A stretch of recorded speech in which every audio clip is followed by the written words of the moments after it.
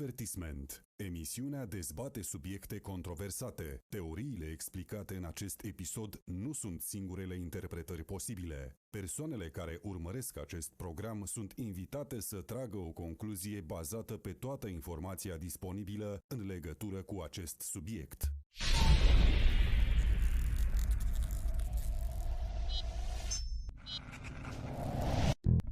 But I showed them.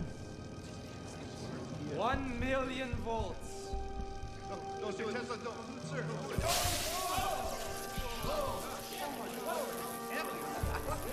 Look, I live. I have not been Westinghouse. My currents can be domesticated, tamed like the beast of the jungle. My currents will be your servants.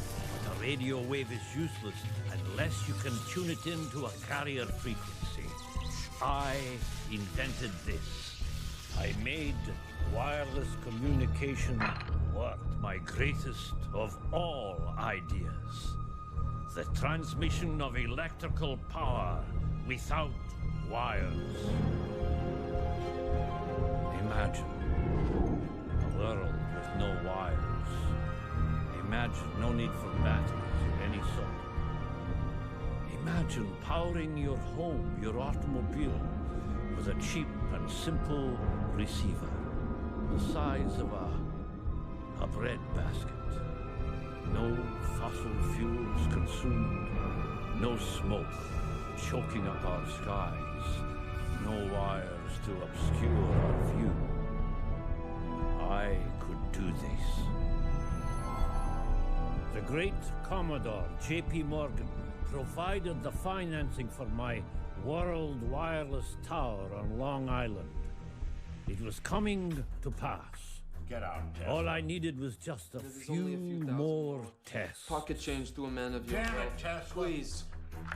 Wireless electricity for the world, and all one needs is a cheap little device to receive it. How do you charge people for that? There's no goddamn profit in it, you vainglorious idiot. You are above that. Oh, Please, poor Commodore, kid. this is beyond profit. I'm tired of you and your visionary dreams and your naive prattle. So, leave my office now. Sir, this is for the benefit of all Out. humankind. Out!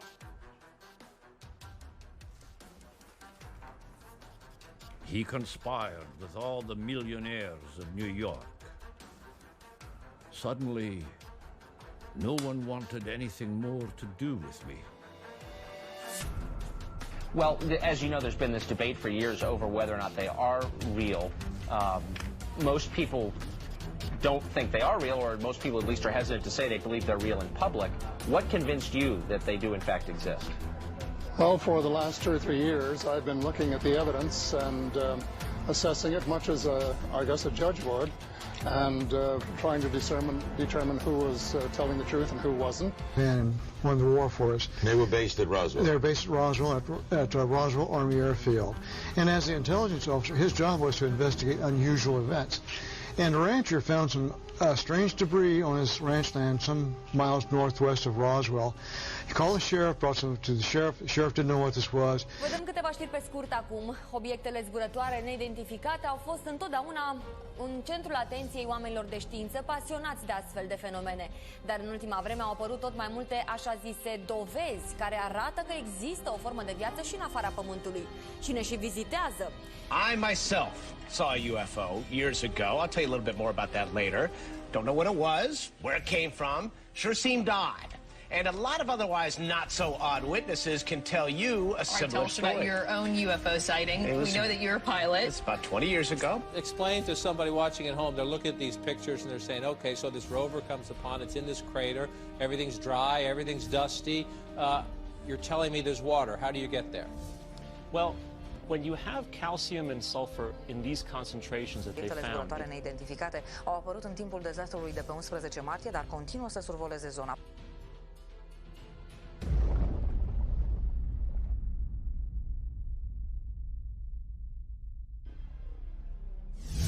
Вышло несколько версий. Сколько их среди нас, рассказывать не буду, потому что это может вызвать панику.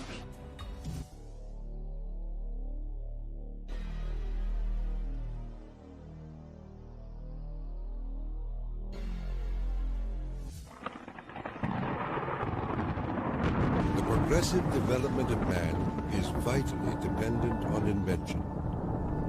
Its ultimate purpose is the complete mastery of mind over the material world, the harnessing of the forces of nature to human use.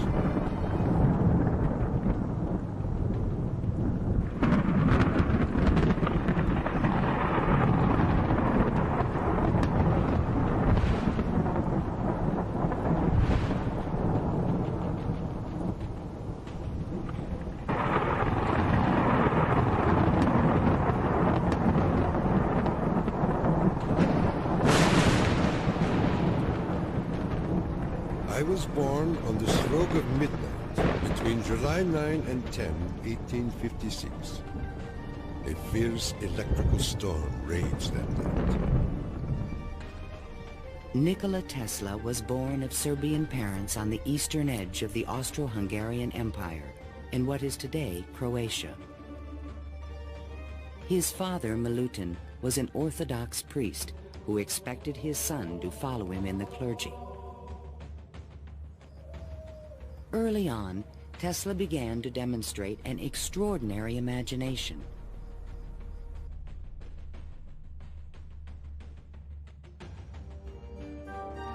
When I was a child, I discovered to my delight that I could visualize anything I imagined. I could see and understand the inner workings of everything, the molecular interactions. I could see energy in the air. I needed no diagrams, no models. I knew with this ability I could create great and wondrous inventions, devices to solve all of the world's problems.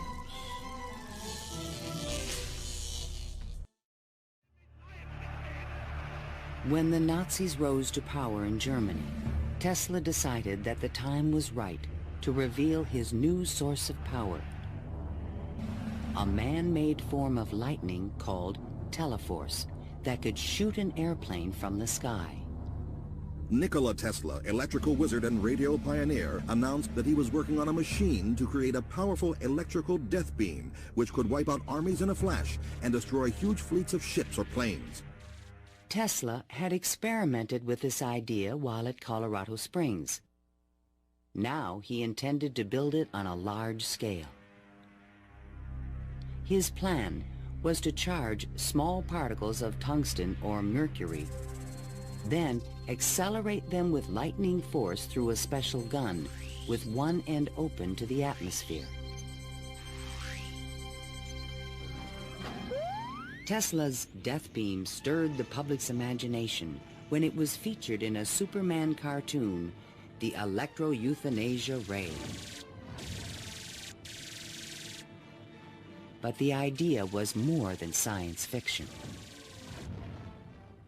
Tesla tried to sell this concept to various governments, England, the Soviet Union, and the United States, all Allied powers, and against Germany. He offered his system to England for $30 million, and they entered negotiations.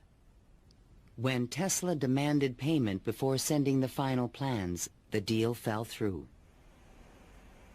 The British attempted to build their own death beam, but the project was soon abandoned. As the Nazis surrounded Yugoslavia, Tesla attempted to sell a beam weapon system to his former country. There should be needed 9 stations, 4 for Serbia, 3 for Croatia, and 2 for Slovenia, and it will protect our dearest homeland. In 1978, evidence suggested that the Soviets were attempting to build a huge beam weapon near Semipalatinsk in the Ukraine. Soon after, President Ronald Reagan announced the Strategic Defense Initiative in March 1983. I call upon the scientific community in our country, those who gave us nuclear weapons, to turn their great talents now to the cause of mankind and world peace, to give us the means of rendering these nuclear weapons impotent and obsolete. Tesla's concept for a beam weapon defense shield was finally taken seriously by the United States to combat the destructive threat of atomic weapons. In spite of circumstantial evidence, there is no direct proof that Tesla's ideas or plans were used in the Strategic Defense Initiative.